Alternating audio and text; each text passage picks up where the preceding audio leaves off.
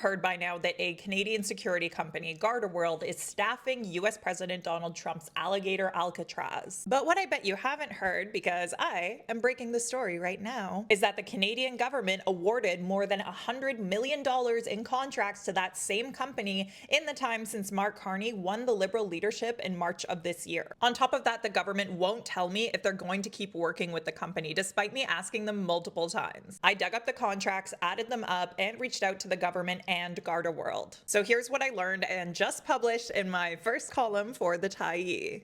Let's start with some context. Quebec-based GardaWorld was reportedly awarded an $8 million US contract for work on Alligator Alcatraz. If you've been living under a rock, that's the new immigration detention facility located in the Florida Everglades that's supposed to turbocharge Trump's mass deportation agenda. A cruel and aggressive effort that has seen legal US residents rounded up, activists targeted and detained for extended periods of time, and deportations without due process. It got its nickname due to what US government officials have bragged is a natural deterrent for detainees hoping to escape. Here's how Florida's Attorney General described it. You don't need to invest that much in the perimeter. If people get out, there's not much waiting for them other than alligators and pythons. Now, reports have already started to emerge detailing horrific conditions at the so-called Alligator Alcatraz. With the start of operations at the Florida Detention Center, experts have argued the United States has crossed a dangerous line when it comes to constitutional rights violations. Lawyers who have sought injunctions against Alligator Alcatraz have said detainees are being held without charges, and some have been pressured to, quote, sign deportation orders without the ability to speak to counsel. It is so bad that experts who have written books on concentration camps have argued this facility fits the definition of a concentration camp. On top of all of that, just this week, a whistleblower came forward to describe the horrors she saw while working at the detention facility. Lindsay, who worked as a corrections officer at Alligator Alcatraz, told NBC News that detainees were held in what looked like, quote, an oversized kennel. Quote, they have no sunlight. There's no clock in there. They don't even know what time of day it is. They have no access to showers. They shower every other day or every 4 days, NBC reported in the piece, which was published on Wednesday. And she added, quote, not everybody there is a criminal. Lindsay's contract, according to NBC News, was with Garda World. That's the Canadian company that, since Carney took over in early March, has gotten more than $100 million in government contracts. Most of these contracts were for work relating to the Canada Border Services Agency, which were valued together at more than $75 million. I found these by looking at the government's own proactive disclosures of the contracts it awards that are worth more than $10,000.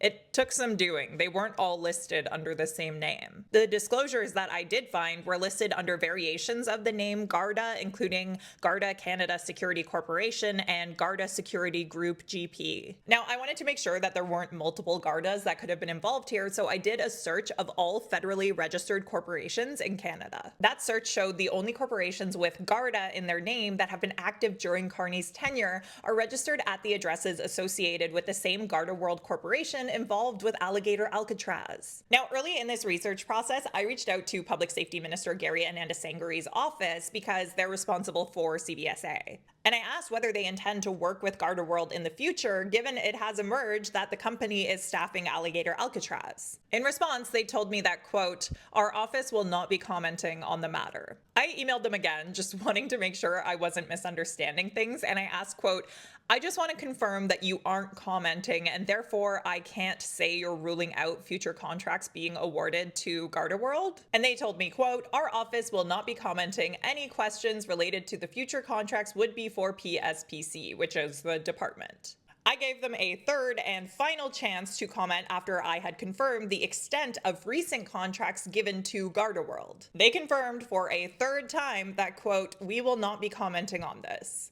Okay. Now, when they told me to do so, I also reached out to the department. The department then referred me to the Canada Border Services Agency, who eventually sent me a response confirming the existence of active contracts with Garda World. A CBSA spokesperson told me, quote, as of July 2025, the CBSA holds 2 active contracts with the vendor Garda World pertaining to the Laval Immigration Holding Center. The statement that they sent me then detailed the 2 active contracts that were specific to the Laval IHC GP, quote, to assist with the care and control of its low, medium, and high-risk detained clients. One was awarded on July 1st, 2023, and another on March 21st, 2025, which is after Mark Carney's swearing in. As for Garda World, they did not respond to 3 requests for comment that I sent them over a 3-week period. One fascinating thing I also learned while doing this research is that this isn't even the first time Garda World has been involved in controversy over conditions at an immigration detention facility it was hired to staff. You know that Laval Immigration Holding Center I just mentioned? Well, in the first year of the COVID-19 pandemic, immigration detainees went on several hunger strikes there. According to a report from Human Rights Watch at the time, detainees were protesting what they felt were, quote, life-threatening conditions. The watchdog organization cited detainees who said it was, quote, impossible to stay safe from the virus in the detention facility. Quote, ventilation is inadequate because all the windows are shut, the sanitary conditions are poor, and guards sometimes remove their masks. I felt it was inconceivable that they put us in these conditions where we were unable to protect ourselves from the virus, one detainee is quoted as saying. The Montreal area facility in question at the time had at least 165 guards who were contracted to staff the facility through Garda World. All in all, this story is just part of what I argue in my column is increasingly a pattern for Mark Carney's government. Let me explain what I mean. Mark Carney and the Liberals skyrocketed in the polls on a pledge to keep their elbows sky high in the face of US aggression. That's what Canadians voted for. So this decision to offer no comment when it comes to whether the Carney-led Canadian government would rule out working with Garda World seems pretty chicken.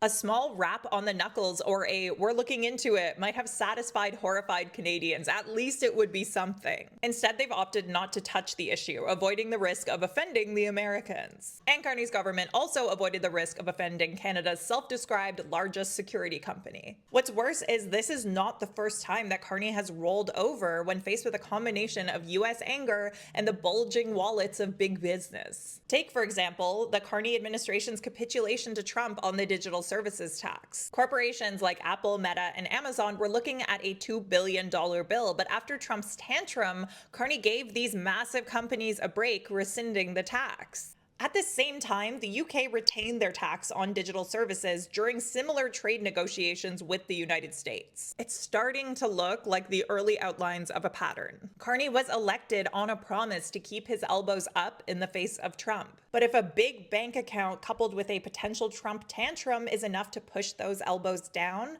that's not a great sign. What do you think of all this?